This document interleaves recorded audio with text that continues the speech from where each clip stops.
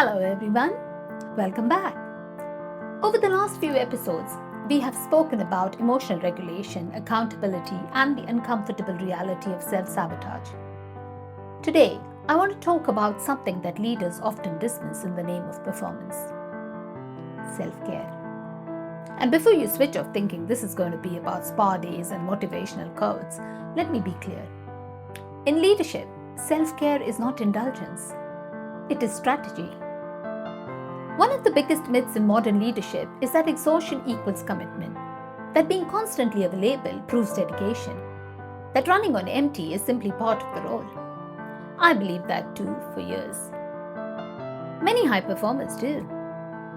But here is what I have learned, both personally and through working with senior professionals. When your energy is depleted, your clarity follows.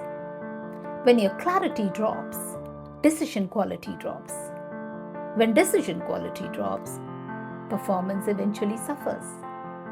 It does not happen dramatically, it happens quietly. You become slightly more impatient in meetings, slightly less open to alternative viewpoints, slightly more reactive under pressure. You tell yourself it is just a busy phase. You push through, you normalize the fatigue. And because results may still be coming in, no one questions it. Until something gives in. Sustainable leadership is not built on adrenaline, it is built on rhythm. There is a difference between working hard and working in a way that erodes you. And strong leaders learn to recognize that difference before burnout forces a lesson. Self-care in a leadership context is about energy management. It is about understanding that your ability to lead effectively depends on the state you are operating from. It is recognizing that being constantly on does not make you powerful. It makes you fragile. I often ask leaders a simple question. If your team mirrored your work habits exactly, would you consider that healthy? It is an uncomfortable question, but it reveals a lot. Leadership is modeling, whether we acknowledge it or not. If you respond to emails at midnight consistently, if you cancel personal commitments repeatedly, if you wear exhaustion as a badge of honor, your team absorbs that as a standard. And over time, that culture becomes unsustainable. There is also a quieter layer to this. When you're depleted, you're more likely to fall back into the patterns we discussed in episode 3. Control increases, patience decreases, self-sabotage becomes easier because you simply do not have the internal space to choose differently. Energy is the foundation of self-leadership. It influences how you communicate, how you decide, how you listen, and how you respond under pressure. Without adequate rest and recovery, emotional regulation becomes harder. Reflection becomes rarer. Accountability feels heavier. I remember a period in my own leadership journey where I was constantly busy. On paper, everything looked strong. Targets were being met, the team was delivering, I was visible and involved. But internally, I was running on momentum rather than intention. There was very little space for thinking and even less for recalibration. Decisions were being made quickly, but not always thoughtfully. My patience was thinner than I realized. What shifted was not a dramatic career change. It was a commitment to creating space, protecting non-negotiable rest, reintroducing personal rhythm, rebuilding work-life balance not as a slogan but as a discipline. That shift did not reduce performance, it strengthened it. Strong leadership requires sustainable energy, and sustainable energy requires boundaries.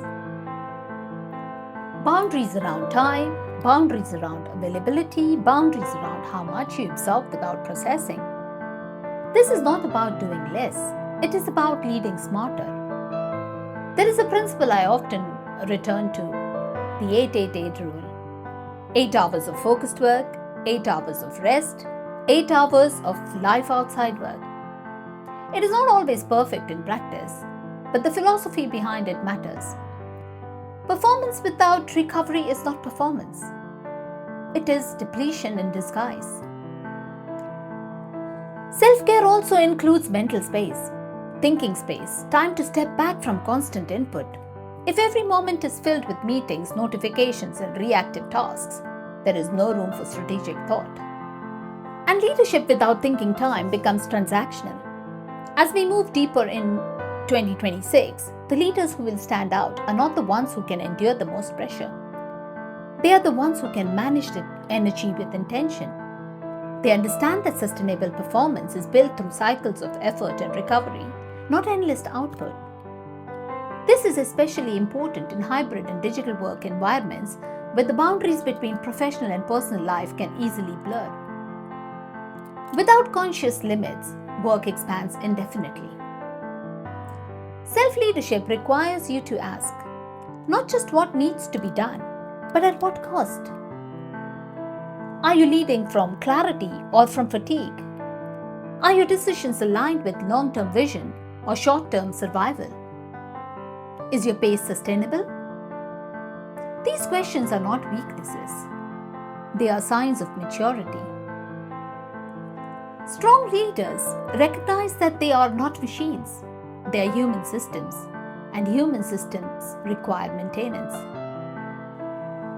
If this episode feels slightly uncomfortable, that is normal.